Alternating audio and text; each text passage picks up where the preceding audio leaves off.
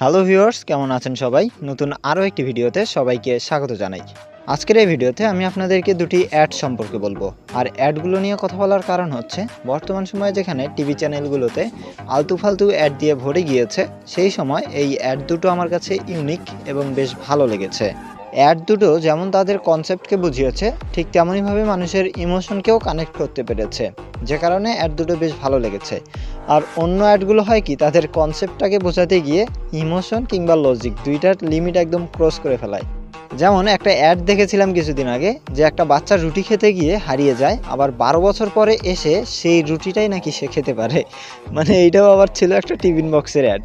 So লজিকের কোনো কি আছে এখানে, লজিকের একদম পুরো মাইরে বাপ। সো সেই দিক থেকে খেয়াল করলে এই অ্যাড দুটো বেশ ভিন্নধর্মী এবং বেশ ভালো লেগেছে। আর যে অ্যাডগুলোর কথা বলছিলাম সেগুলো হচ্ছে ক্লোজ আপের অ্যাড। আপনারা যদি ইউটিউবে গিয়ে সার্চ করেন ক্লোজ আপ কাছে আসার গল্প, সেটাতেও পাবেন, অথবা যদি সার্চ করেন ক্লোজ আপ অ্যাড, তাও পাবেন। এছাড়াও আপনারা যদি সেইটুকু না করতে চান, তাহলে আমার ডেসক্রিপশন বক্সে চেক করতে পারেন, দুইটা অ্যাড এর লিঙ্ক একদম সুন্দরভাবে দেওয়া আছে। সো আপনারা অবশ্যই কিন্তু অ্যাড দুটো দেখে আসবেন, এবং দেখে আসার পরে আমাকে একটু কমেন্ট করে জানিয়ে দিবেন যে অ্যাড দুটো আপনাদের কাছে কেমন লেগেছে। কেননা আমি রিভিউ দিলাম, তার মানে এই না যে একদম ভালো ছিল।